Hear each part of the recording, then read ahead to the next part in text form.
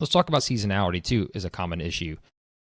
I talked a little bit earlier about having a bar or restaurant maybe near like Tiger Stadium or the Superdome or somewhere like that. If you've got a business that relies on seasonality heavily, you need to, and maybe it brings in more staff or brings in more help for a hot period versus a cold period. I would stress to you that the minute you get done with the busy season, you get everything lined up, you call us and say, hey, I want to sell.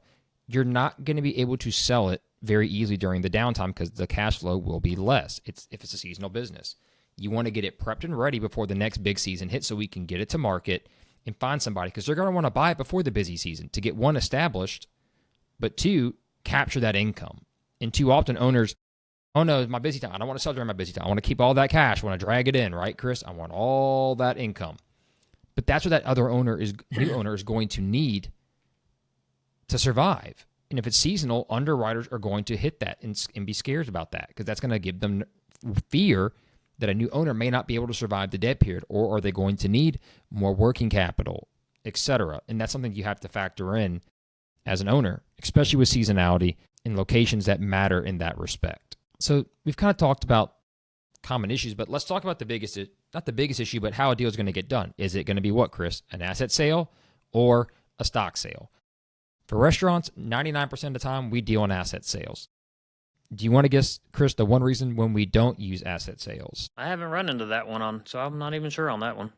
It's when we have grandfathered in old locations that have special permitting and either for a permit or the way they were built, they weren't ADA compliant, let's say 30, 40, 60, 100 years ago, like an old house or an old, location that we've done several times where if we do an asset sale, they either have to go in and make a bunch of massive improvements to the building or they're going to lose the license. For example, there is a famous gentleman's club here in town. It is the last one that can serve alcohol by the drink. How does it stay in business? It's a stock sale every time because the minute you do an asset purchase, that license is going to be gone. So that also adds value to the multiple, right? We've sold a bar in New Orleans that had an additional adult entertainment license.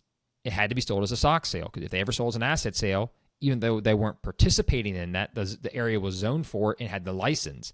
That brought a bunch of extra value to the deal because someone said, look, I want to get in that industry. I can't go get that license right now. So how do I get it, Chris? You got to do a stock sale to get it. So sometimes you will need to do a stock sale, but most people don't want to do a stock sale for a restaurant. Let's be honest, restaurants get a lot of claims, and especially bars, right? Let's talk about bars and nightclubs. As my father, as an underwriter, once said for Liberty Mutual and Blue Cross, bars are inherently dangerous places, and liability is high, and you don't know who's going to do something. People get liquored up. They do stupid stuff, right, Chris? It's just human nature. So you have to be prepared for that. You have to be ready for that. So doing a stock sale means you inherit what, Chris? All the liabilities. Bingo. And that's why. Yep. Yeah, and I think SBA, when we deal with that during a lot of these deals that we do in restaurants or bars, for me personally, have been cash deals because we're dealing with lower volumes. Usually it's six figures, 100,000, 200,000, but you get in above $500,000, you're probably dealing with SBA or I guess local banks. I don't know if I've done a restaurant deal with a local bank though, because we're dealing with Blue Sky right there. They're the local banks coming in looking at the kitchen equipment as the assets, and they're not giving it 100% value, right? It's heavily depreciated and used. Tough. So, yeah, but for SBA financing, though, like you said before, buyers, they're going to have that relevant management experience, whether it's in, I know the SBA I've worked with, they just need management experience, particularly restaurant, but sometimes not so much. I got a bug in here. I don't know what's going on. I'll have to edit that out. Attacking you, right? Exactly. It's weird. I think as a broker's role is to help both sides understand these requirements early so there's no surprises. So helping everybody understand the right structure, I think you've probably done that as much as I have. Sometimes people come in, they've heard these terms, asset sale, stock sale, but you kind of have to explain what means what. And then we bring in the working capital component, especially on seasonality. That adds another layer of complexity, but it's really not about the complexity of the deal. It's about the clarity.